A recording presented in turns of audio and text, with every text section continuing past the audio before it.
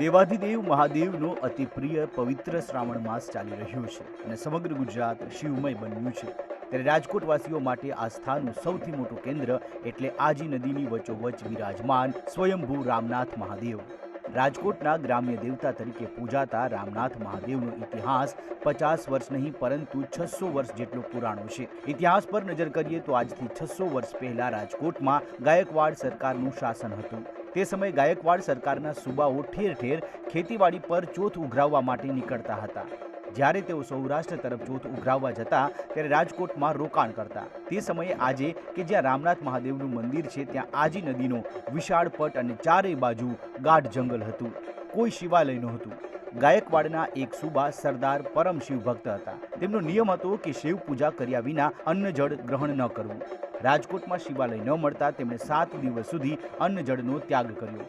કહેવાય છે કે 7મા દિવસે રાત્રે સ્વયં મહાદેવે તેમને સ્વપ્નમાં આવીને કહ્યું કે આજી નદીના પટમાં ખોદકામ કરો અને ત્યાં સ્વયંભૂ શિવલિંગ મળશે, તેની પૂજા કરીને અન્ન જળ ગ્રહણ કર। બીજા દિવસે સવારે સૂબાના સરદારે પોતાના માણસો પાસે આજી નદીના પટમાં ખોદકામ કરાવ્યું અને ચમત્કાર થયો। ખરેખર ત્યાંથી એક દિવ્ય સ્વયંભૂ શિવલિંગ પ્રગટ થયું। સૂબા સરદારે તે શિવલિંગની વિધિવત પૂજા કરી અને તેમના ઈષ્ટદેવ ભગવાન શ્રી રામ હોવાથી આ શિવલિંગનું નામ રામનાથ મહાદેવ રાખવામાં આવ્યું। રામનાથ મહાદેવ એ સ્વયંભૂ દેવ છે, સ્વયંભૂ પ્રગટ થયેલ દેવ છે। જ્યારે રાજકોટનું શહેરનું અસ્તિત્વ નહોતું તે પહેલાનું મંદિર છે અને વર્ષ વારસાગતથી અમારી જે પેઢીઓ છે એ આ મંદિરમાં પૂજા કરતી આવે છે અને ત્યારથી આ મંદિર છે એ નદી વચ્ચે આવેલું છે, જે આખું ખુલ્લું છે અને નદી વચ્ચે હોવાથી આખું નદી ખુલ્લું હોવાથી અહીંયા 24 કલાક માણસો દર્શન કરવા આવે છે અને સવારના ભાગમાં પૂજા સેવા પણ કરવા માણસો આવે છે।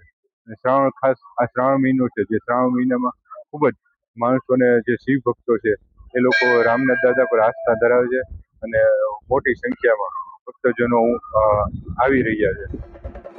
રામનાથ મહાદેવ એ માત્ર મંદિર નથી, રાજકોટના લોકોની રક્ષા કરનાર ગ્રામ્ય દેવતા પણ છે।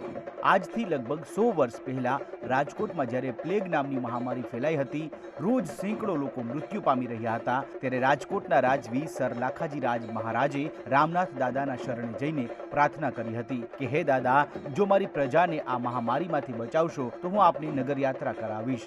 કહેવાય છે કે રામનાથ દાદાએ રાજવીની પ્રાર્થના સાંભળી અને થોડા જ દિવસોમાં રાજકોટમાંથી પ્લેગ નાબૂદ થઈ ગયું। પોતાની માનતા પૂરી કરવા માટે લાખાજી રાજ મહારાજે રામનાથ મહાદેવની ભવ્ય વર્ણાંગી નગરયાત્રા કાઢી। આ પરંપરા આજે 100 વર્ષથી પણ વધુ સમયથી અવિરત ચાલી રહી છે। દર વર્ષે શ્રાવણ માસના 3જા સોમવારે રામનાથ દાદાની વર્ણાંગી ઢોલ નગારા અને હજારો ભક્તો સાથે નીકળે છે। હા, એક જ ગુજરાતમાં એક જ એવું મંદિર છે કે 24 કલાક ખુલ્લું રહે છે ને અહીંયા 24 કલાક પૂજા ચાલુ રહે છે ને હરેક મનોકામના ભક્તોની પૂરી થાય છે। નાના મોટી ગમે તે હોય, બીમારી હોય, કેન્સર હોય, કોઈ પણ હોય બીમારી, તમે ખાલી એક ધજાની માનતા રાખો એટલે તમારું કામ થઈ જાય છે। ખાસ એવું કહેવાય છે કે દાદાની વર્ણાંગી પણ રાજકોટ શહેરમાં એટલે જ નીકળે છે કે રાજકોટવાસી નિરોગી રહે। હા હા, એ એટલે જ નીકળે છે કે બધાને દર્શન દાદા દે છે ને એ બધાનું જે રસ્તામાં જે ભાઈઓ ભક્તો છે એ બધાનું દુઃખ દાદા લઈને નીકળે છે। એ બધાનું દુઃખ લઈને દાદા પાછા આવતા રહે ને એની જગ્યા ઉપર પાછા સ્નાન કરી લે છે। રામનાથ મહાદેવ સાથે રાજકોટની જનતા અને સૌરાષ્ટ્રના લોકો એમનું આસ્થા, આ મંદિર સાથે એમની આસ્થા જોડાયેલી છે। એમ સમજો કે અમે આ મંદિરનું જ્યારે આ કામનું નિર્માણ કર્યું ત્યારે બહુ લોકોએ અમને કીધું કે અમિતભાઈ, આ કામ બહુ ઝાઝા ટાઈમથી આ બંધ હતું અને હવે આ કામ ચાલુ થયું છે તો અમિતભાઈ આ કામ છે પૂરું કરજો અને અધ વેચો હવે તમે મૂકતા નહીં।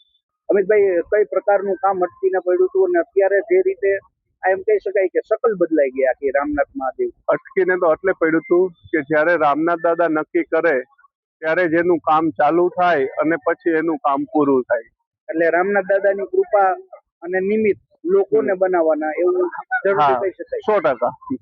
અને એટલે તમે નિમિત્ત બન્યા છો?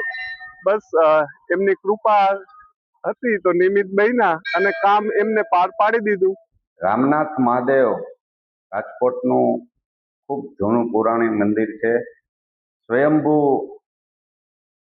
આજે દાદાના છે અને રાજકોટ માટે ગૌરવની વાત કહેવાય કે સ્વયંભૂ બહુ ઓછી જગ્યાએ હોય ને હું ન ભૂલતો હોય તો 400 વર્ષ જૂનું આ પુરાણી મંદિર છે.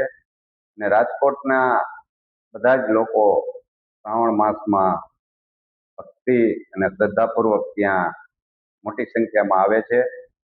એટલે રામનાથ મહાદેવ રાજકોટ માટે ખૂબ પ્રતિષ્ઠિત મંદિર છે એવું કહેવું હોય તો આપણે કહી શકાય.